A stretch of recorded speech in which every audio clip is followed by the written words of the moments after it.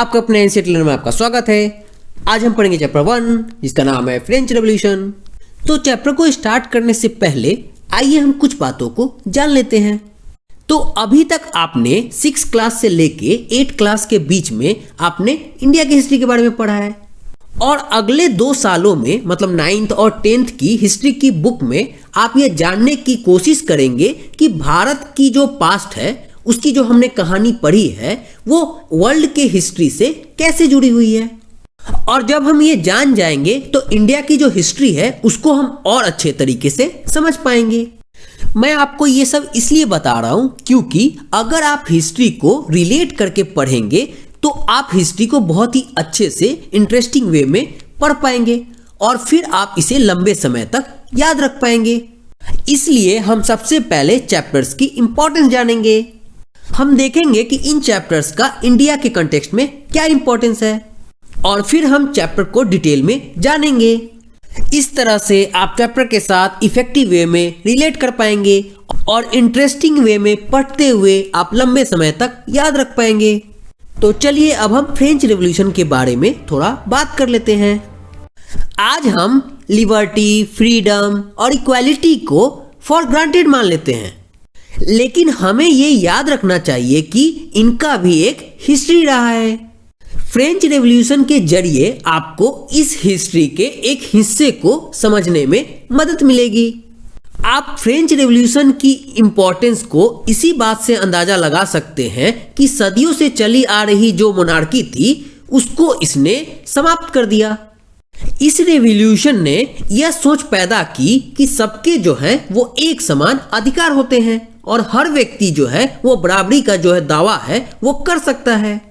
तो चलिए अब हम चैप्टर को स्टार्ट करते हैं और डिटेल में पढ़ते हैं। पर उससे पहले हम ये देख लेते हैं कि हम कौन कौन से टॉपिक को डिस्कस करने वाले हैं। तो सबसे पहले हम बात करेंगे French society during the late 18th century. इसमें हम देखेंगे कि फ्रेंच सोसाइटी जो है वो कैसे बटी हुई थी और वहां के जो लोग थे उनकी क्या स्थिति थी। तो इसके बाद हम बात करेंगे द आउटब्रेक ऑफ रेवोल्यूशन। तो हम देखेंगे कि ये जो क्रांति थी इसकी शुरुआत कैसे हुई। इसके बाद हम बात करेंगे France abolishes monarchy and became a republic. मतलब फ्रांस में जो है वो मोनार्की समाप्त हो गया और वो रिपब्लिक बन गया। इसमें हम देखेंगे कि किंग लुईस 16 ने जब संविधान पर साइन कर दिया था तो क्या उसने इसे मान लिया या फिर कोई और चालाकी करने की सोची। इसके बाद हम बात करेंगे did women have a revolution, मतलब क्या महिलाओं के लिए भी क्रांति हुई। इसमें हम देखेंगे कि महिलाओं ने अपने हक के लिए क्या क्या किया। इसके बाद हम बात करेंगे द एबॉल्यूशन ऑफ स्लेवरी, मतलब स्लेवरी का खत्म होना। इसमें हम देखेंगे कि फ्रेंच कॉलोनी से जो है वो स्लेवरी कैसे खत्म हुई। इसके बाद हम बात करेंगे the revolution and everyday life. इसमें हम देखेंगे कि जो फ्रेंच रेवोल्यूशन हुआ उससे जो है वो मेन, वुमेन और चिल्ड्रन के जो जीवन पे है वो क्या परिवर्तन आया। और इन सब के बाद हम लास्ट में बात करेंगे कंक्लूजन की। इसमें हम देखेंगे कि जब 1804 में नेपोलियन बोनापार्ट ने खुद को फ्रांस का जो है सम्राट घोषित कर दिया था तो उससे जो है लोगों के जीवन पर क्या प्रभाव पड़े। तो बिना देर किए चैप्टर को स्टार्ट करते हैं। तो एनसीईआरटी ने चैप्टर की शुरुआत जो है वो उस डेट से की है जिस दिन फ्रेंच रेवोल्यूशन स्टार्ट हुआ था। तो ये 14 जुलाई 1789 की सुबह की बात है जब पेरिस में आतंक का माहौल था। किंग ने सेना को शहर में घुसने का आदेश दे दिया था और अफवाह जो है यह फैल गई थी कि वो जो है वो सेना को नागरिकों पर मतलब सिटीजन पर गोलियां चलाने का आदेश देने वाला है। इस अफवाह के कारण लगभग 7000 जो मेन और वुमेन थे वो टाउन हॉल के सामने इकट्ठे हुए और उन्होंने डिसाइड किया कि वो जो है वो पीपुल्स मिलिटिया मतलब जन सेना को जो है फॉर्म करेंगे। इसके बाद जो है वे बहुत सारे जो गवर्नमेंट बिल्डिंग थे उसमें जबरदस्ती घुस गए ताकि वे जो है वहां हथियार खोज सकें। फाइनली जो है वो सैकड़ों लोगों का एक ग्रुप जो है वो ईस्टर्न पार्ट की ओर चल पड़ा और वहां जो है वो बास्तिल किले की जो जेल था उसको तोड़ डाला क्योंकि वहां जो है उन्हें भारी गोला बारूद मिलने की संभावना थी। हथियारों पर कब्जे की इस लड़ाई में बास्तील का जो कमांडर था वो मारा गया और कैदी जो हैं वो छुड़ा लिए गए। हालांकि उनकी जो संख्या थी वो केवल 7 थी। लोगों ने बास्तील को इसलिए निशाना बनाया था क्योंकि वे जो है इसे हेट करते थे, मतलब पसंद नहीं करते थे, क्योंकि ये जो है वो किंग का डेस्पोटिक पावर, मतलब जो अनकंट्रोल पावर है उसका प्रतीक था। इसलिए किले को डिमोलिश कर दिया गया और इसके जो स्टोन के फ्रैगमेंट्स थे उन्हें जो है उन लोगों को बेच दिया गया जो इस डिस्ट्रक्शन को एक याद के तौर पर रखना चाहते थे। इस घटना के बाद कई दिनों तक पेरिस और देश के कंट्री साइड में कई और संघर्ष हुए। अधिकांश जो जनता थी वो ब्रेड की महंगी कीमतों का विरोध कर रही थी। बाद के दौर में जब हिस्टोरियंस जो है वो पीछे मुड़ के देखते हैं तो उन्हें जो है यह एक लंबे घटनाक्रम की ऐसी शुरुआत कड़ियों के रूप में देखते हैं जिसके फलस्वरूप हम बाद में देखते हैं कि फ्रांस के सम्राट को फांसी दी गई। हालांकि उस समय अधिकांश लोगों ने ऐसे नतीजे की उम्मीद नहीं की थी। तो चलिए जानते हैं कि ऐसा क्यों और कैसे हुआ। तो इसके लिए हमें जानना होगा कि फ्रेंच जो सोसाइटी थी वो लेट 18th सेंचुरी में कैसे बटी हुई थी। तो 1774 में बर्बन फैमिली का जो लुई 16 था वो राजगद्दी पर बैठा। उस समय जो है उसकी उम्र जो थी वो केवल 20 साल थी और उसकी जो शादी थी वो राजकुमारी मेरी एंटोनिएट से हुई थी। राजा बनने के बाद उसे पता चला कि उसका जो ट्रेजरी है, मतलब राजकोष जो है वो खाली है। खाली इसलिए था क्योंकि लंबे समय तक चले युद्धों के कारण फ्रांस के जो फाइनेंशियल रिसोर्सेज थे वो नष्ट हो चुके थे। इसके अलावा उसे और भी मुसीबतें थी, जैसे कि उसे वर्साय के विशाल महल और राजदरबार की जो शानो शौकत थी उसे बनाए रखने की जो फिजूल खर्ची थी उसका भी बोझ उस पर अलग से था। इतनी परेशानी होने के बावजूद हम देखते हैं कि लुई 16 के शासनकाल में फ्रांस ने जो है वो अमेरिका के 13 कॉलोनीज को आज़ाद कराने में सहायता दी थी, क्योंकि उन दोनों का जो कॉमन शत्रु था वो ब्रिटेन था। इस युद्ध के चलते फ्रांस पर 1 बिलियन लिवरेज से भी अधिक का कर्ज और जुड़ गया, जबकि उस पर पहले से ही 2 बिलियन लिवरेज से भी अधिक का बोझ चढ़ा हुआ था। लिवरेज जो है वो फ्रांस की करेंसी थी जिसे 1794 में समाप्त कर दिया गया। सरकार से जो है अब कर्जदाता 10% इंटरेस्ट की मांग करने लगे थे। फलस्वरूप फ्रेंच गवर्नमेंट जो थी अपने बजट का बहुत बड़ा हिस्सा जो है वो दिनों दिन बढ़ते जा रहे कर्ज को चुकाने पर मजबूर थी। अपने नियमित खर्चे जैसे कि सेना के रखरखाव, राजदरबार, सरकारी कार्यालय मतलब गवर्नमेंट ऑफिस या यूनिवर्सिटीज को चलाने के लिए फ्रेंच गवर्नमेंट को जो है वो टैक्स में इंक्रीज करना एक तरह से मजबूरी हो गया था। हालांकि ये जो कदम था ये भी काफी नहीं था। उस समय 18th सेंचुरी में फ्रेंच सोसाइटी जो थी वो 3 स्टेट में बटी हुई थी और केवल जो 3rd स्टेट था वही जो है वो टैक्स पे करता था। जो सोसाइटी था स्टेट का ये पार्ट था फ्यूडल सिस्टम का जो कि मिडिल एज से चला आ रहा था। ओल्ड रिजीम जो है वो यूजुअली यूज किया जाता है उस सोसाइटी और इंस्टीट्यूशन को डिस्क्राइब करने के लिए जो कि फ्रांस में 1789 से पहले थी। इस फिगर को ध्यान से देखिए, इसमें जो है वो सोसाइटी ऑफ स्टेट जो कि फ्रेंच सोसाइटी में उस समय थी उसको कैसे ऑर्गेनाइज किया गया है इसमें दिखाया गया है। इस सोसाइटी में अगर हम बात करें तो जो पीजेंट्स थे वो लगभग 90% थे पॉपुलेशन के। हालांकि बहुत ही कम लोग थे जो जिस पर खेती करते थे उस जमीन के मालिक थे। लगभग अगर हम बात करें तो 60% जो लैंड था वो ओन किया जाता था नोबल्स के द्वारा, चर्चेज के द्वारा और जो रिचर मेंबर थे 3rd स्टेट के उनके द्वारा। जो मेंबर थे फर्स्ट 2 स्टेट के जैसे कि क्लर्जी और नोबिलिटी, इनको जो है कुछ प्रिविलेजेस जो थी वो जन के साथ ही मिल जाती थी। और इसमें सबसे इंपॉर्टेंट अगर हम छूट की बात करें तो वो था टैक्स देने में छूट। इसके अलावा नॉवेल्स जो हैं वो इंजॉय करते थे फ्यूडल प्रिविलेजेज, जिसमें जो है वो फ्यूडल ड्यूज जो है वो वसूल करते थे पीजेंट्स से। वहीं हम पीजेंट्स की बात करें तो वे ऑब्लाइज थे, मतलब कि एक तरह से बाध्य थे कुछ सर्विस देने के लिए, जैसे कि उनके घरों और फील्डों में काम करने के लिए, इसके अलावा आर्मी में सर्व करने के लिए और पार्टिसिपेट करने के लिए जो भी रोड वगैरह वहाँ बनते थे। चर्च जो है वो किसानों से टैक्स का एक हिस्सा टाइथ के रूप में वसूलता था। टाइथ जो था वो चर्च द्वारा वसूल किए जाने वाला टैक्स था। यह टैक्स एग्रीकल्चरल प्रोड्यूस के 10वें हिस्से के बराबर होता था। इन टैक्सेस के अलावा अगर हम बात करें तो थर्ड स्टेट के तमाम लोगों को ऊपर से सरकार को भी टैक्स देना पड़ता था। इन टैक्सेस में टाइल जो कि एक डायरेक्ट टैक्स था और अनेक अगर हम बात करें तो इनडायरेक्ट टैक्स जो हैं वो शामिल थे। अगर इनडायरेक्ट टैक्स की बात करें तो वो लगता था सॉल्ट और टोबैको पर, जैसे कि नमक और तंबाकू जैसी रोजाना यूज किए जाने वाले वस्तुओं पर। तो इस तरह हम देख सकते हैं कि जो स्टेट को फाइनेंस किया जाता था टैक्स के थ्रू वो पूरी तरह से थर्ड स्टेट के द्वारा ही किया जाता था। आगे बढ़ने से पहले इस फिगर को देखिए। इस फिगर में दिखाया गया है कि बेचारा गरीब जो है वो अनाज, फल, पैसा, सलाद सब कुछ लाता है, लेकिन मोटू जमींदार जो है वो सब कुछ स्वीकार करने के बावजूद जो है वो उसको एक नजर देखता तक नहीं है। इस फिगर में नॉबलमैन को स्पाइडर से और पीजेंट को फ्लाई से कंपेयर किया गया है। ऐसा इसलिए किया गया है क्योंकि नॉबल्स जो हैं वो पीजेंट्स पर टैक्स के थ्रू बहुत ज्यादा बर्डन डाल देते थे और इससे जो है वो इकोनॉमिक क्राइसिस आ जाती थी और फाइनली जो है वे लोग मतलब धीरे धीरे मर जाते थे। ठीक इसी तरह स्पाइडर जो है वो धीरे धीरे अपने जाल में फ्लाई को फंसा लेता है और धीरे धीरे करके उसे मार देता है।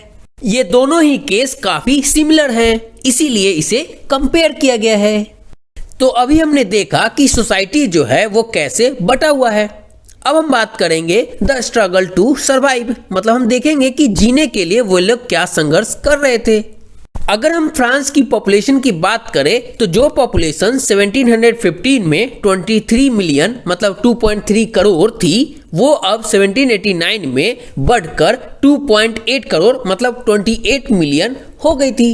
इस पॉपुलेशन इंक्रीज के कारण हम देखते हैं कि फूड ग्रेन की जो डिमांड है उसमें भी काफी बढ़ोतरी हो गई थी, लेकिन जो प्रोडक्शन था ग्रेन का वो डिमांड के साथ मैच नहीं कर पा रहा था।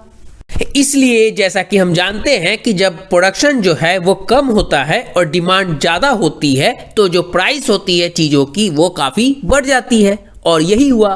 प्राइस जो है वो ब्रेड की काफी बढ़ गई और जो ब्रेड था वहां की मेजॉरिटी लोगों का वो मेन डाइट था, इससे उन्हें काफी परेशानी होने वाली थी।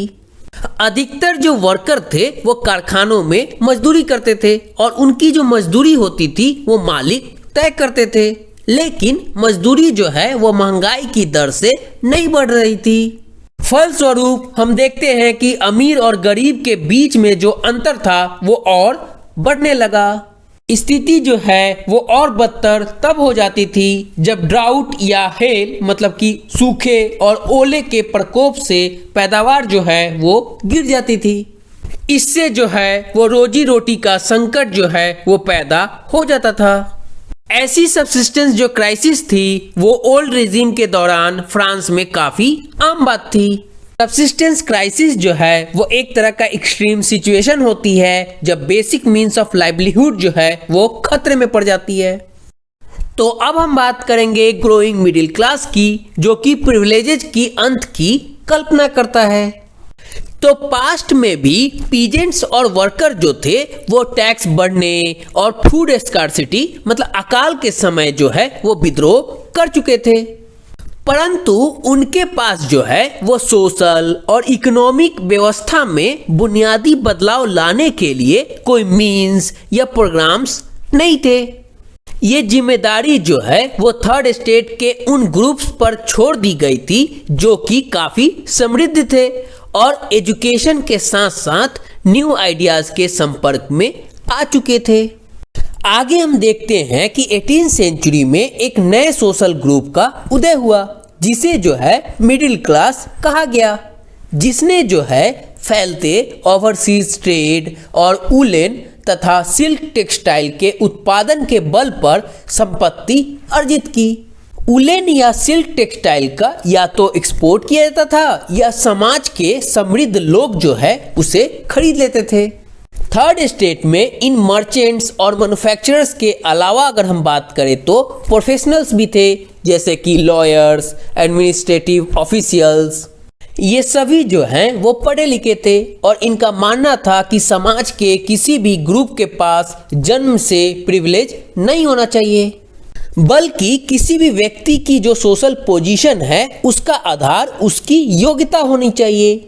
फ्रीडम, इक्वल लॉज और अपॉर्चुनिटीज फॉर ऑल, मतलब कि स्वतंत्रता, समान नियम और समान अवसरों के विचार पर आधारित समाज की यह कल्पना जॉन लॉक और जीन जैक रूसो जैसे फिलोसोफर ने आगे रखी थी। अपने टू ट्रीटाइजेस ऑफ गवर्नमेंट में लॉक ने राजा के डिवाइन, मतलब कि दैवी और अनकंट्रोल अधिकारों के सिद्धांत का खंडन किया था, मतलब कि नकार दिया था। रूसो ने इसी विचार को आगे बढ़ाते हुए जनता और उसके रिप्रेजेंटेटिव के बीच एक सोशल कॉन्ट्रैक्ट पर आधारित सरकार का प्रस्ताव रखा। वहीं मॉन्टेस्क्यू ने the spirit of the laws नामक अपनी रचना में सरकार के अंदर लेजिस्लेटिव, एग्जीक्यूटिव और जुडिशियरी के बीच जो है वो डिवीजन ऑफ पावर की बात रखी। इस गवर्नमेंट के मॉडल को यूएसए में फोर्स में लाया गया जब 13 कॉलोनीज ने अपने आप को डिक्लेयर किया इंडिपेंडेंस ब्रिटेन से। फ्रांस के पॉलिटिकल थिंकर्स के लिए अमेरिकन कॉन्स्टिट्यूशन और उसमें दी गई इंडिविजुअल राइट्स, मतलब व्यक्तिगत अधिकारों की जो गारंटी थी वो प्रेरणा का कारण बनी। फिलोसफर्स के इन विचारों पर सैलून और कॉफी हाउस में गर्मा गर्म बहस हुआ करती थी और पुस्तकों और अखबारों के माध्यम से इनका जो है वो व्यापक प्रचार प्रसार हुआ। बुक्स और न्यूज़पेपर को लोगों के बीच जोर से पढ़ा जाता ताकि अनपढ़ भी उन्हें समझ सके। इसी समय लुई 16 द्वारा राज्य के खर्चों को पूरा करने के लिए फिर से टैक्स लगाए जाने की जो खबर थी, उससे जो सिस्टम थी प्रिविलेजेज की व्यवस्था की, उसके विरुद्ध गुस्सा भड़क उठा। तो आगे बढ़ते हैं और अब हम बात करेंगे द आउटब्रेक ऑफ रेवोल्यूशन, मतलब क्रांति की शुरुआत। तो पिछले भाग में आप देख चुके हैं कि किन कारणों से लुई 16 ने टैक्स जो है वो बढ़ा दिए थे। क्या आप सोच सकते हैं कि उसने ऐसा कैसे किया होगा? तो अगर हम ओल्ड रिजिम की बात करें तो फ्रांस का जो मोनार्क था वो अपनी मर्जी से जो है वो टैक्स नहीं लगा सकता था। इसके लिए उसे स्टेट जनरल की बैठक बुलाकर नए टैक्स के अपने प्रस्तावों पर मंजूरी लेनी पड़ती थी। स्टेट जनरल एक पॉलिटिकल बॉडी थी जिसमें तीनों स्टेट अपने अपने रिप्रेजेंटेटिव भेजते थे, लेकिन मोनार्क ही है जो ये निर्णय करता था कि इस बॉडी की बैठक जो है वो कब बुलाई जाए। लास्ट टाइम यह बैठक जो है वो 1614 में बुलाई गई थी। आगे हम देखते हैं कि 5 मई 1789 को लुई 16 ने न्यू टैक्सेस के जो प्रपोजल थे उसको पास करने के लिए स्टेट जनरल की बैठक बुलाई। रिप्रेजेंटेटिव्स की मेजबानी के लिए वर्साई के एक आलीशान भवन को सजाया गया। इस बैठक में फर्स्ट स्टेट ने 300 और सेकेंड स्टेट ने भी 300 रिप्रेजेंटेटिव जो है वो भेजे, जो कि आमने सामने की कतारों में बिठाए गए, और थर्ड स्टेट के जो 600 रिप्रेजेंटेटिव थे वो उनके पीछे खड़े किए गए। यहाँ पे थर्ड स्टेट को वे रिप्रेजेंट कर रहे थे जो कि काफी समृद्ध और एजुकेटेड थे। किसानों, औरतों और कारीगरों को सभा में प्रवेश करना मना था। फिर भी लगभग 40,000 लेटर्स के माध्यम से उनकी जो शिकायतें थी और मांगे थी उसकी सूची बनाई गई, जिसे प्रतिनिधि जो है अपने साथ लेकर आए थे। अगर हम स्टेट जनरल की नियमों की बात करें तो उसके अनुसार प्रत्येक जो स्टेट थे उसको एक वोट देने का अधिकार था।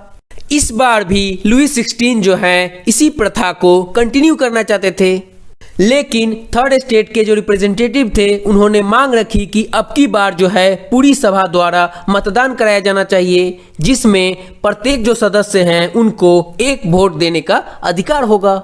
यह एक डेमोक्रेटिक प्रिंसिपल में से एक था जिसे मिसाल के तौर पर रूसो ने अपनी पुस्तक द सोशल कॉन्ट्रैक्ट में प्रस्तुत किया था। जब किंग ने इस प्रस्ताव को रिजेक्ट कर दिया तो थर्ड स्टेट के जो रिप्रेजेंटेटिव थे उन्होंने विरोध जताते हुए सभा से बाहर चले गए। थर्ड स्टेट के जो रिप्रेजेंटेटिव थे वो खुद को पूरे फ्रेंच नेशन का एक तरह से स्पोक्समैन मतलब प्रवक्ता मानते थे।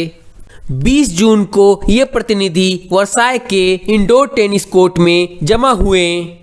उन्होंने अपने आप को नेशनल असेंबली घोषित कर दिया और शपथ ली कि जब तक सम्राट की शक्तियों को कम करने वाला संविधान जो है वो तैयार नहीं किया जाएगा तब तक जो है असेंबली भंग नहीं होगी। उनका नेतृत्व जो है वो मिराबियो और आबे सीए ने किया। मिराबियो का जो जन्म था वो नोबल फैमिली में हुआ था, लेकिन वो जो है वो फ्यूडल प्रिविलेजेस जो थे सोसाइटी में उसको खत्म करने की जरूरत से सहमत था। उसने जो है एक जर्नल निकाली और वर्साय में जुटी भीड़ के समक्ष जो है वो जोरदार भाषण भी दिए। वहीं अगर हम आबे सीए की बात करें तो वो एक प्रीस्ट था और उसने जो है थर्ड स्टेट क्या है मतलब व्हाट इज थर्ड स्टेट के नाम से एक अत्यंत प्रभावशाली जो है वो पैम्पलेट लिखा मतलब प्रचार पुस्तिका लिखा। तो आगे बढ़ते हैं। तो जिस वक्त नेशनल असेंबली जो है वो संविधान का प्रारूप तैयार करने में व्यस्त था उस समय पूरा फ्रांस जो है वो आंदोलित हो रहा था, क्योंकि कड़ाके की ठंड के कारण जो है वो फसल बर्बाद हो गई थी और जो ब्रेड था उसकी कीमतें जो है वो आसमान छू रही थी। वहीं अगर हम बेकरी मालिक की बात करें तो वो जो है वो स्थिति का फायदा उठाते हुए होर्डिंग कर रहा था मतलब जमाखोरी कर रहा था। इन सब का यह नतीजा निकला कि बेकरी की दुकानों पर घंटों के इंतजार के बाद गुस्साई औरतों की भीड़ ने दुकान पर धावा बोल दिया। दूसरी तरफ सम्राट ने सेना को पेरिस में प्रवेश करने का आदेश दे दिया था और इसके कारण जो है वो गुस्साई भीड़ ने 14 जुलाई को बास्तील पर धावा बोलकर उसे नेस्तनाबूद कर दिया। वहीं कंट्री साइड में गांव-गांव में यह अफवाह फैल गई कि जागीरों के मालिकों ने जो है वो भाड़े पर लुटेरों के गिरोह बुला लिए हैं जो कि पक्की फसलों को तबाह करने निकल पड़े हैं। इस अफवाह के कारण हम देखते हैं कि कई जिलों में भय के कारण किसानों ने जो है वो कुदालों और बेलचों से ग्रामीण किलो जिसे चेतॉक्स बोलते थे उस पर आक्रमण कर दिए। ये जो चेतॉक्स है ये स्टेटली रेसिडेंस होता है जो कि बिलोंग करता है किसी किंग या नोबलमैन को। तो उन्होंने आक्रमण करने के बाद जो वहां के अनाज भंडार थे उसको लूट लिया और लगान संबंधी जो दस्तावेज होते थे उसको जलाकर राख कर दिए। नॉवेल्स जो हैं वो बड़ी संख्या में अपनी जागीरों को छोड़कर भाग गए। बहुतों ने तो पड़ोसी देशों में जाकर शरण ली। जब किंग ने यह देखा तो वो अपनी विद्रोही प्रजा की शक्ति का अनुमान करके अंततः नेशनल असेंबली को मान्यता दे दी और यह भी मान लिया कि उसकी जो सत्ता है उस पर अब से संविधान का अंकुश होगा।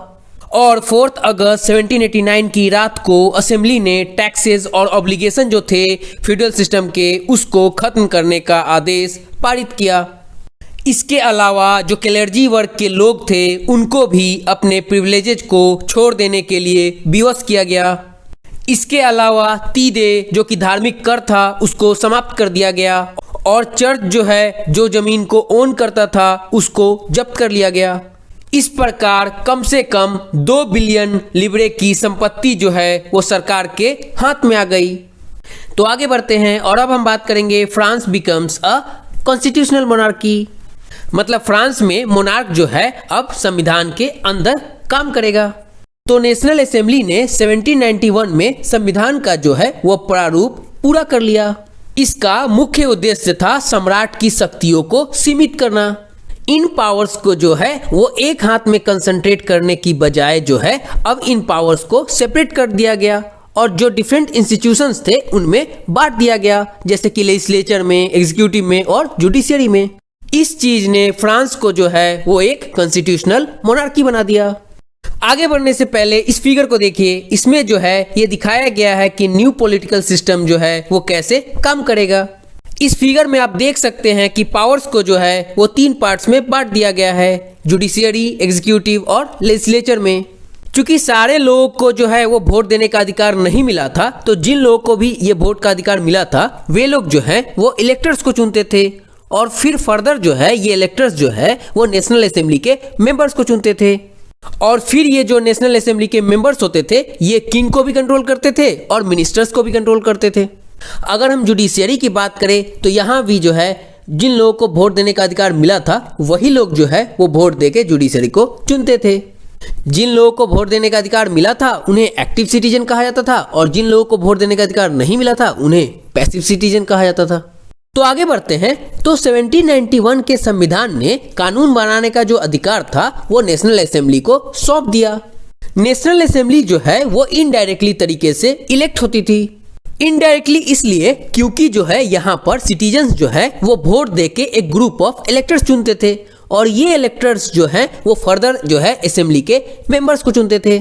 सभी नागरिकों को जो है वो राइट टू वोट का अधिकार नहीं था।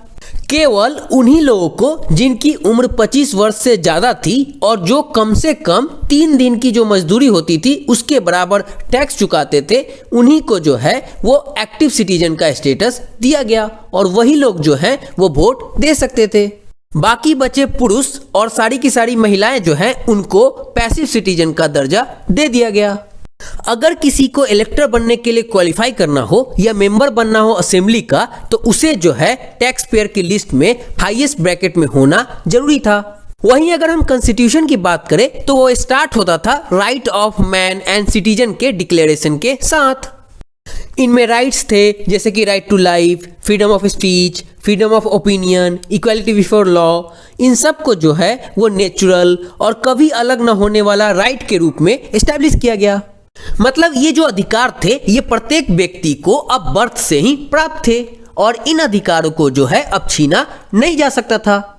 इसके साथ ही ये माना गया कि अब जो है स्टेट का ये कर्तव्य है कि वो प्रत्येक नागरिक के जो नेचुरल राइट हैं उनकी रक्षा करे। आगे बढ़ने से पहले आइए हम देख लेते हैं कुछ पॉलिटिकल सिंबल्स को।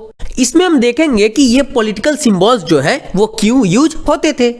तो 18th सेंचुरी में जो है ज्यादातर जो मेन और वुमेन थे वो पढ़े लिखे नहीं थे, इसलिए इंपॉर्टेंट जो आइडियाज होते थे उनका प्रचार करने के लिए शब्दों के बजाय अक्सर जो है वो इमेज और सिंबल्स का प्रयोग किया जाता था।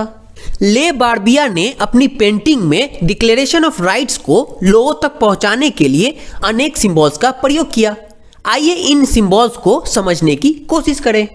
तो पहला सिंबल है ब्रोकन चेन, मतलब टूटी हुई जंजीर। स्लेव्स को बांधने के लिए जंजीरों का प्रयोग होता था, इसलिए ब्रोकन चेन मतलब टूटी हुई हथकड़ी जो है उनकी आजादी का प्रतीक है। आगे बढ़ते हैं। तो सेकंड सिंबल जो है वो है बंडल ऑफ रॉड्स और फेसेस, मतलब छड़ों का गट्ठर। हम जानते हैं कि एक रॉड को आसानी से तोड़ा जा सकता है लेकिन पूरे बंडल को तोड़ना आसान बात नहीं है, इसलिए ये सिंबल बताना चाहता था कि एकता में ही बल है, मतलब स्ट्रेंथ ऑफ यूनिटी दिखाना चाहता था। अगर तीसरे सिंबल की बात करें तो ये है the I with in a triangle radiating light, मतलब ट्रायंगल के अंदर रोशनी बिखेरती आंख। ऑल सीइंग आईज मतलब सभी चीजें देखने वाली जो आंख है वो ज्ञान का प्रतीक है। और रेज ऑफ द सन मतलब सूर्य की जो किरणें हैं वो इग्नोरेंस मतलब अज्ञान रूपी जो अंधेरे है उसको मिटा देंगी। अगर हम फोर्थ सिंबल की बात करें तो ये है स्केप्टर, मतलब राजदंड। ये जो है वो सिंबल ऑफ रॉयल पावर है, मतलब शाही सत्ता का प्रतीक है। अगर हम फिफ्थ सिंबल की बात करें तो ये है snake biting its tail to form a ring, मतलब अपनी पूंछ मुंह में लिए सांप। ये जो है ये सिंबल ऑफ इटर्निटी का है, मतलब कभी न खत्म होने वाला, जैसे अंगूठी का कोई और छोर नहीं होता है। आगे बढ़ते हैं और अब हम बात करेंगे सिक्स्थ सिंबल का। ये है रेड फ्रीजियन कैप, मतलब लाल फ्राइजियन टोपी। ये जो है वो स्लेव द्वारा स्वतंत्र होने के बाद पहने जाने वाली टोपी का प्रतीक है। अगर सेवेंथ सिंबल की बात करें तो ये है ब्लू व्हाइट रेड, मतलब नीला सफेद लाल। ये जो है वो नेशनल कलर जो है फ्रांस का है। अगर हम एट्थ सिंबल की बात करें तो ये है विंग्ड वुमेन, मतलब पंख वाली स्त्री। ये जो है वो पर्सोनिफिकेशन ऑफ द लॉ के लिए है, मतलब कानून का मानवीय रूप। अगर हम नाइन्थ सिंबल की बात करें तो ये है द लॉ टैबलेट। इस सिंबल का मतलब था कि कानून जो है वो सबके लिए समान है और इसकी नजर में सब जो है वो बराबर है। तो इस तरह हमने डिफरेंट सिंबल का मतलब समझा। तो आगे बढ़ते हैं और अब हम बात करेंगे France abolishes monarchy and becomes a republic. मतलब फ्रांस जो है वो मोनार्की को खत्म करके रिपब्लिक बन गया। तो अभी तक हमने देखा है कि फ्रांस में जो है वो संविधान जो है अब लागू हो गया है और किंग ने जो है वो उस पर साइन कर दिया है। तो आगे हम देखते हैं कि फ्रांस की जो स्थिति है वो आने वाले वर्षों में भी तनावपूर्ण बनी रही। हालांकि लुईस 16 ने साइन कर दिया था कॉन्स्टिट्यूशन पर, फिर भी वो एक सीक्रेट नेगोशिएशन कर रहा था किंग ऑफ प्रूसिया के साथ। फ्रांस की घटनाओं से अन्य पड़ोसी देश के जो रूलर थे वे भी चिंतित थे। इसलिए 1789 की गर्मियों के बाद होने वाली ऐसी घटनाओं को नियंत्रण करने के लिए इन रूलर्स ने सेना भेजने की योजना जो है वो बना ली थी। लेकिन जब तक जो है इस योजना पर अमल होता, उससे पहले अप्रैल 1792 में नेशनल असेंबली ने प्रूसिया और ऑस्ट्रिया के विरुद्ध जो है वो युद्ध की घोषणा का जो प्रस्ताव था उसको पारित कर दिया। इसके बाद हम देखते हैं कि प्रोविंसेस से जो है वो हजारों जो वॉलंटियर्स थे वो सेना में भर्ती होने के लिए जमा होने लगे। उन्होंने जो है इस युद्ध को यूरोप के राजाओं और जो एरिस्टोक्रेसी थे उसके विरुद्ध जनता की जंग के रूप में ले लिया। उन्होंने जो है जो देशभक्ति के गीत गाए उनमें कवि रॉजेट दी लाइल द्वारा रचित मार्सिले भी था। यह गीत पहली बार मार्सिलेस के वॉलंटियर ने पेरिस की ओर मार्च करते हुए गाया था, इसलिए इस गाने का नाम मार्सिले हो गया, जो अब फ्रांस का नेशनल एंथम है। तो रेवोल्यूशनरी जो वार हुआ उससे जो है जनता को भारी लॉस और इकोनॉमिक जो कठिनाइयां थी वो झेलनी पड़ी। मेन मतलब पुरुषों के मोर्चे पर चले जाने के बाद जो है वो घर परिवार और रोजी रोटी की जो जिम्मेदारी थी वो औरतों के कंधों पर आ पड़ी। वहीं देश की आबादी के एक बड़े हिस्से को ऐसा लगता था कि क्रांति मतलब रेवोल्यूशन के सिलसिले को आगे बढ़ाने की जरूरत है, क्योंकि 1791 के संविधान से सिर्फ अमीरों को ही पॉलिटिकल राइट प्राप्त हुए थे। इसके लिए लोग जो हैं वो पॉलिटिकल क्लब में अड्डे जमाकर गवर्नमेंट पॉलिसीज और अपनी जो प्लान थी उस पर बहस करते थे। इनमें से जैकोबिन क्लब जो है वो सबसे सफल था, जिसका नाम पेरिस के former convent of Saint Jacob के नाम पर पड़ा था, जो कि अब इस पॉलिटिकल ग्रुप का अड्डा बन गया था। इस पूरे पीरियड में महिलाएं जो थी वो भी एक्टिव थी और उन्होंने भी अपने क्लब बना लिए। तो आगे बढ़ते हैं। तो जैकोबिन क्लब के जो सदस्य थे वो मेनली जो है समाज के कम समृद्ध हिस्से से आते थे। इनमें आते थे छोटे दुकानदार और कारीगर, जैसे कि जूता बनाने वाले, पेस्ट्री बनाने वाले, घड़ी बनाने वाले, प्रिंट करने वाले। इसके साथ साथ नौकर और जो डेली वेज वर्कर होते हैं ना, वे भी शामिल थे। उनका लीडर था मैक्सिमिलियन रोबेस्पियर। जैकोबिन्स के एक बड़े ग्रुप ने डॉक वर्कर, जो कि शिप में लोडिंग अनलोडिंग का काम करते हैं, उनकी तरह लंबी पतलून मतलब लॉन्ग ट्राउजर पहनने का निर्णय लिया। ऐसा उन्होंने इसलिए किया था क्योंकि समाज के जो फैशनेबल सेक्शन ऑफ सोसाइटी थे, खास तौर से घुटने तक पहनने वाले ब्रीचेस जो कि नॉबल्स पहनते थे, उनसे खुद को अलग करने के लिए किया। यह जो है वो ब्रीचेस पहनने वाले नॉबल्स की जो पावर थी उसको समाप्त करने का ऐलान का एक तरीका था। इसलिए जैकोबिन्स को सैंस क्लॉथ्स के नाम से जाना गया, जिनका लिटरली मीनिंग होता था बिना घुटने पर ब्रीचेस पहनने वाले। सैंस क्लॉथ्स मेन जो थे वो लाल रंग की टोपी भी पहनते थे, जो कि स्वतंत्रता का प्रतीक थी। लेकिन महिलाओं को ऐसा करने की अनुमति नहीं थी। आगे हम देखते हैं कि 1792 की गर्मियों में जैकोबिन्स ने फूड की महंगाई एवं शॉर्ट सप्लाई से नाराज पेरिस वासियों को लेकर एक विशाल हिंसक विद्रोह की योजना बनाई। इसके बाद 10 अगस्त की सुबह उन्होंने ट्यूलेरिये के महल पर धावा बोल दिया और राजा के जो गार्ड थे उनको मार डाला और खुद जो है वो राजा को कई घंटों तक बंधक बनाए रखा। बाद में असेंबली ने शाही परिवार को जेल में डाल देने का प्रस्ताव पास किया। इसके बाद नए चुनाव कराए गए और अब से 21 ईयर से अधिक उम्र वाले सभी पुरुषों को, चाहे उनके पास संपत्ति हो या ना हो, उनको वोट देने का अधिकार दे दिया गया। इसके बाद न्यूली इलेक्टेड असेंबली को कन्वेंशन का नाम दिया गया। इसके बाद 21 सितंबर 1792 को इसने मोनार्की का अंत कर दिया और फ्रांस को एक रिपब्लिक घोषित किया। तो जैसा कि आप जानते ही होंगे कि रिपब्लिक जो है वो फॉर्म ऑफ गवर्नमेंट है जहां सरकार और उसका जो हेड होता है उसको जो है जनता जो है इलेक्ट करती है। इसमें जो है वो कोई हेरिडेटरी मोनार्की नहीं होती है। तो अगर हम बात करें कि इन सब के बीच लुई 16 के साथ क्या हुआ, तो कोर्ट ने उसको देशद्रोह के आरोप में मौत की सजा सुना दी और 21 जनवरी 1793 को प्लेस डी लॉ कॉनकॉर्ड में उसे सार्वजनिक रूप से फांसी दे दी गई। जल्द ही रानी मेरी एंटोनिएट का भी वही हश्र हुआ। तो आगे बढ़ते हैं और अब हम बात करेंगे द रेन ऑफ टेरर। इसमें हम देखेंगे कि 1793 में जब फ्रांस जो है रिपब्लिक बन गया था, तो 1793 से 1794 तक के जो पीरियड है उसको हम आतंक का युग क्यों कहते हैं। तो हम जानते ही हैं कि मैक्सिमिलियन रॉबेस्पियर जो है वो जैकोबिन क्लब का लीडर था। फ्रांस के रिपब्लिक बनने के बाद रॉबेस्पियर ने जो है वो सीवियर कंट्रोल और पनिशमेंट की पॉलिसी अपनाई। उसके हिसाब से जो भी उसे शत्रु दिखते थे, चाहे वो एक्स नोबल हो या कलर्जी हो या अन्य राजनीतिक दलों के सदस्य हो या उसकी कार्यशैली से सहमति नहीं रखने वाले उसके पार्टी के खुद सदस्य हो, उन सभी को जो है गिरफ्तार करके जेल में डाल दिया गया और एक रिवॉल्यूशनरी ट्रिब्यूनल के द्वारा उन पर मुकदमा चलाया गया। यदि कोर्ट उन्हें दोषी पाता तो गिलोटिन पर चढ़ाकर उनका सिर कलम कर दिया जाता। गिलोटिन जो है वो दो पोल के बीच लटकते ब्लेड वाली मशीन थी जिन पर रखकर अपराधी का जो सिर होता था उसे काट दिया जाता था।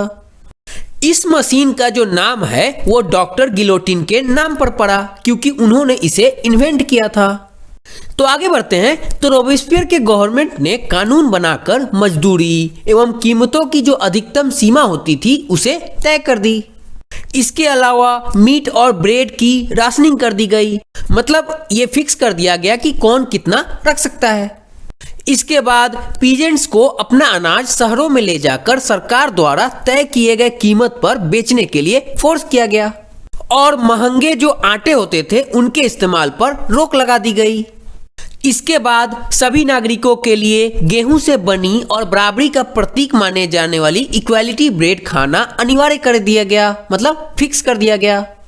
इसके अलावा बोलचाल और एड्रेस में भी बराबरी का आचार व्यवहार लागू करने की कोशिश की गई।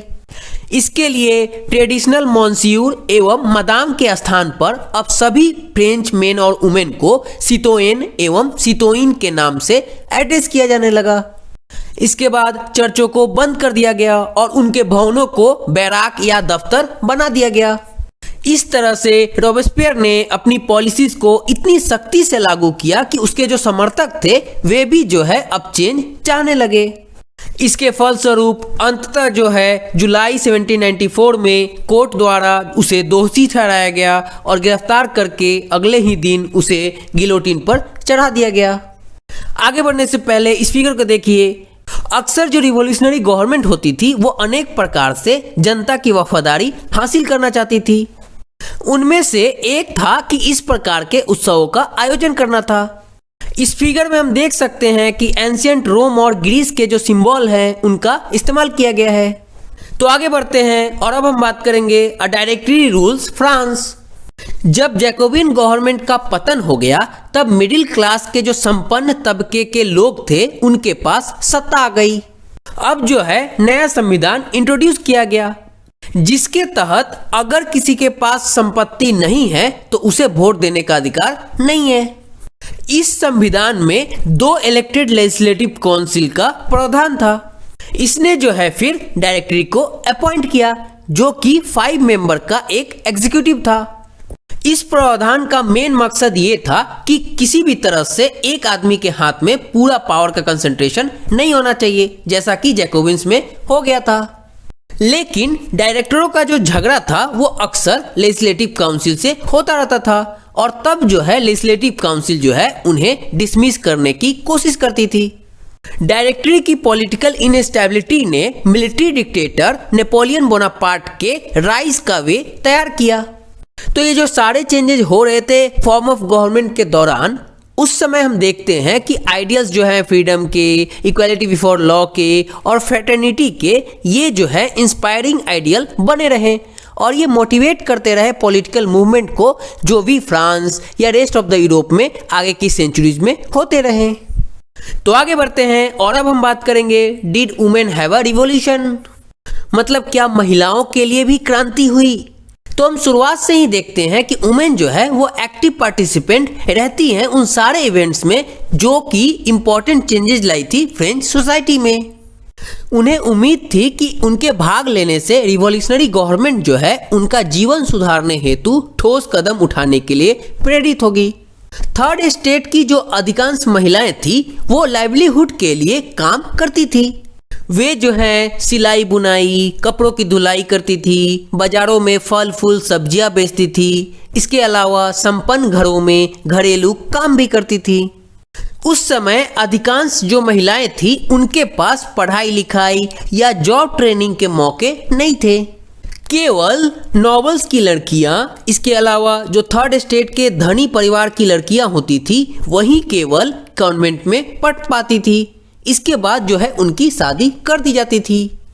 वहीं दूसरी तरफ वर्किंग वुमेन को अपने परिवार का पालन पोषण भी करना पड़ता था, जैसे कि खाना पकाना, पानी लाना, लाइन लगाकर ब्रेड लाना और बच्चों की देखरेख आदि करना। उनका जो मजदूरी था वो भी जो है पुरुषों की तुलना में काफी कम था। महिलाओं ने जब देखा कि उनके भाग लेने से ज्यादा कोई फर्क नहीं पड़ रहा है तो उन्होंने अपने हितों की रक्षा करने के लिए और उन पर चर्चा करने के लिए खुद के पॉलिटिकल क्लब शुरू किए और न्यूज़पेपर निकाले। लगभग 60 क्लब जो है वो फ्रांस के डिफरेंट सिटी में खुले। उनमें the society of revolutionary and Republican women सबसे मशहूर क्लब था। उनकी मेन डिमांड ये थी कि वुमेन को भी मेन के समान पॉलिटिकल राइट प्राप्त होने चाहिए। महिलाएं जो हैं वो काफी निराश हुई थी जब 1791 के संविधान में उन्हें पैसिव सिटीजन का दर्जा दे दिया गया था। उन्होंने डिमांड किया कि उन्हें भी राइट टू वोट का अधिकार दिया जाए, असेंबली में इलेक्ट होने दिया जाए और पॉलिटिकल ऑफिस को होल्ड करने दिया जाए। उनका मानना था कि जब सरकार जो है इन मांगों को मान लेगी तभी जो है ये नई सरकार जो है उनके हितों का रिप्रेजेंट कर पाएगी। अगर शुरुआती वर्षों में हम देखें तो रिवॉल्यूशनरी गवर्नमेंट ने महिलाओं के हितों में सुधार लाने वाले कुछ कानून लागू किए। स्टेट स्कूल की स्थापना के साथ ही सभी लड़कियों के लिए स्कूलिंग जो है वो कंपलसरी कर दिया गया। अब फादर जो है उनकी मर्जी के खिलाफ शादी करने के लिए फोर्स नहीं कर सकते थे। मैरिज को जो है वो एक कॉन्ट्रैक्ट बना दिया गया जिसमें जो है लोग अपनी इच्छा से आते थे और इसे जो है वो सिविल लॉ के अंदर रजिस्टर कर लिया गया। इसके अलावा तलाक को कानूनी रूप दे दिया गया और मेन और वुमेन दोनों को ही इसमें अप्लाई करने का अधिकार दे दिया गया। अब जो है महिलाएं जॉब ट्रेनिंग ले सकती थी, आर्टिस्ट बन सकती थी और छोटे मोटे बिजनेस भी चला सकती थी। इन सब के बाद भी पॉलिटिकल राइट के लिए महिलाओं का संघर्ष जारी रहा। रेन ऑफ टेरर के दौरान सरकार ने वुमेन क्लब को बंद करने और उनकी पॉलिटिकल एक्टिविटीज पर प्रतिबंध लगाने वाला कानून लागू किया। इसके बाद कई जानी मानी महिलाओं को गिरफ्तार कर लिया गया और उनमें से कुछ को फांसी पर चढ़ा दिया गया।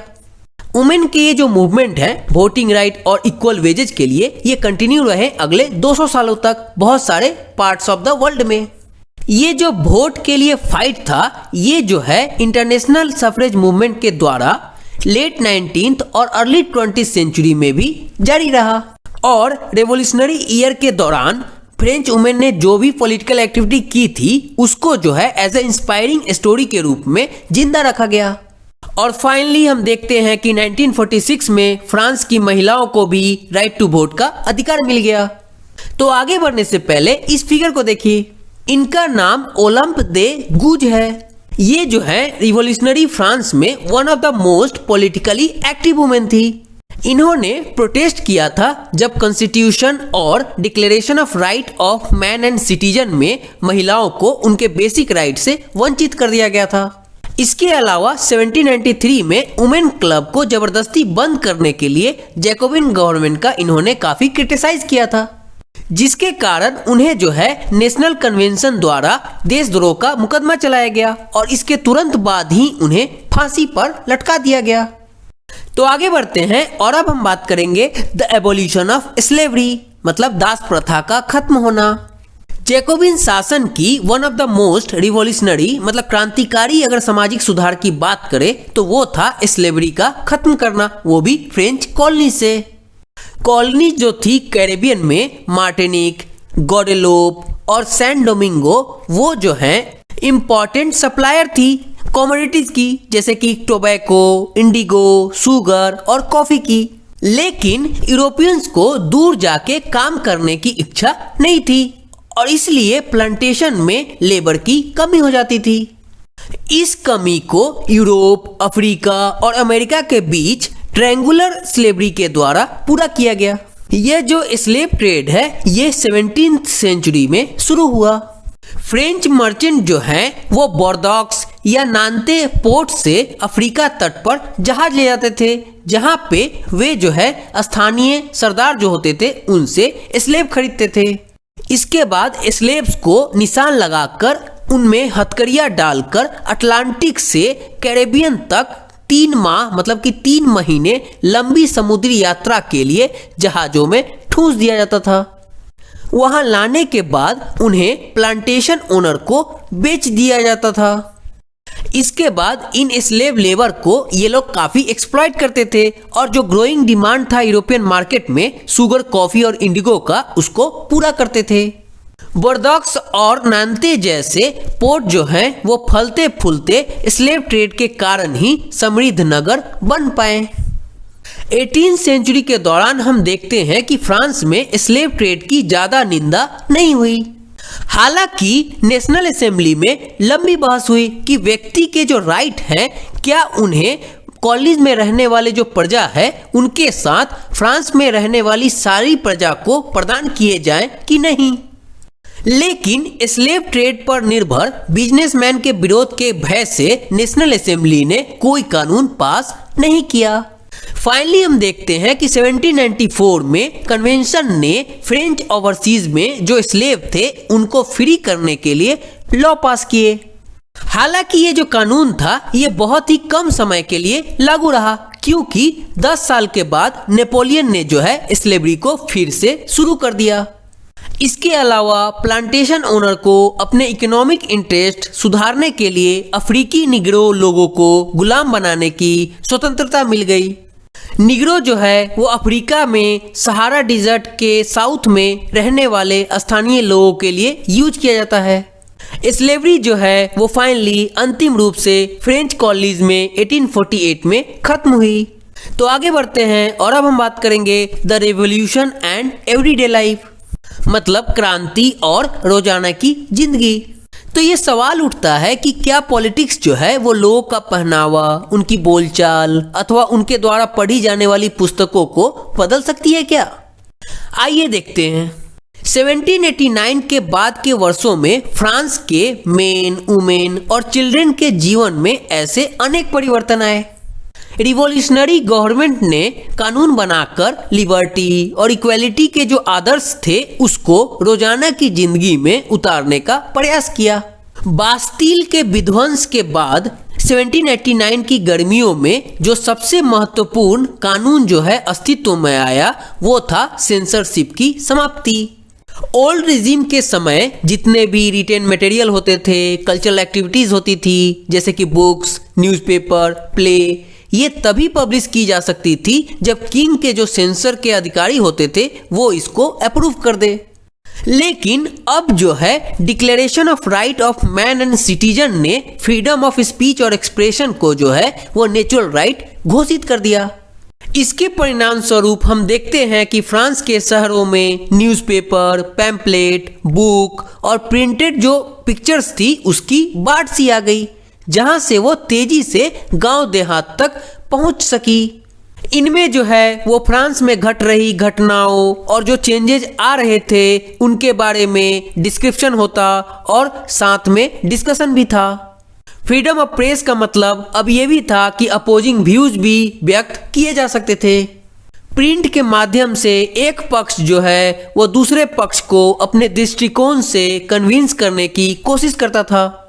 नाटक, संगीत और जुलूस में लार्ज नंबर ऑफ पीपुल जो है वो आने लगे, क्योंकि ये एक तरीका था ताकि जो आइडियाज़ हैं लिबर्टी और जस्टिस के उसको जो है ये लोग आइडेंटिफाई कर सके, क्योंकि सभी लोग जो है वो पढ़े लिखे नहीं होते थे और इसलिए टेक्स्ट नहीं पढ़ सकते थे। तो ये हमने रेवोल्यूशन का एवरीडे लाइफ में इफेक्ट देखा। अब हम फाइनली लास्ट टॉपिक की बात करेंगे, वो है कंक्लूजन की। तो 1804 में नेपोलियन बोनापार्ट ने खुद को फ्रांस का सम्राट घोषित कर दिया। उसने पड़ोस के यूरोपियन देशों की विजय यात्रा शुरू की। इसके बाद उसने जो है पुराने डायनेस्टीज को हटाकर नए किंगडम बनाए और उनकी बागडोर जो है अपने खानदान के लोगों के हाथों में दे दी। नेपोलियन जो है वो खुद को यूरोप का मॉडर्नाइजर मानता था, जो यूरोप को मॉडर्न बनाएगा।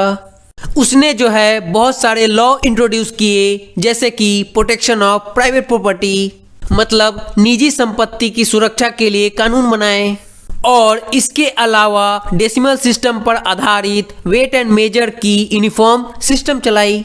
शुरू में बहुत सारे लोगों को नेपोलियन जो है वो लिबरेटर लगता था, मतलब मुक्तिदाता लगता था, और उससे जनता को लगता था कि वो फ्रीडम लेके आएगा उनके लिए। लेकिन जल्द ही उसकी सेनाओं को लोग हमलावर मानने लगे। आखिरकार 1815 में वाटरलू की लड़ाई में उसकी हार हुई। यूरोप के बाकी हिस्सों में लिबर्टी और मॉडर्न लॉज को फैलाने वाले उसके जो क्रांतिकारी उपाय थे उसका असर जो है उसके मरने के काफ़ी समय बाद सामने आया। तो अगर हम बात करें कि फ्रेंच रेवोल्यूशन का जो मोस्ट इम्पॉर्टेंट लेगेसी क्या था, तो वो था लिबर्टी और डेमोक्रेटिक राइट का आइडिया। ये जो विचार थे ये 19वीं सेंचुरी में फ्रांस से निकलकर बाकी यूरोप में फैले और इनके कारण जो है फ्यूडल सिस्टम का नाश हुआ। इसके अलावा कॉलोनी में रहने वाले लोगों ने भी इस आइडिया का फायदा उठाया और अपने मूवमेंट में इसे यूज किया ताकि वे एक इंडिपेंडेंट स्टेट का निर्माण कर सके। अगर हम इंडिया के कंटेक्स्ट में बात करें तो टिप्पू सुल्तान और राजा राम मोहन रॉय ऐसे दो एग्जाम्पल हैं जिन्होंने रिवॉल्यूशनरी फ्रांस से आने वाले आइडियाज़ के प्रति रिस्पॉन्ड किया। तो इसके साथ ही ये चैप्टर पूरी तरह से कंप्लीट होता है। अगर आपको इस चैप्टर से रिलेटेड कोई क्वेश्चन पूछना है तो आप नीचे कमेंट बॉक्स में अपना क्वेश्चन डाल सकते हैं। आपके क्वेश्चन का जवाब जल्द से जल्द दे दिया जाएगा। और अगर आपको वीडियो पसंद आ रहा है तो इसे लाइक, शेयर और सब्सक्राइब करें ताकि वीडियो लाने का उत्साह बना रहे। ठीक है, फिर मैं अगले चैप्टर के साथ मिलता हूँ। Thank you for watching this video. God bless you.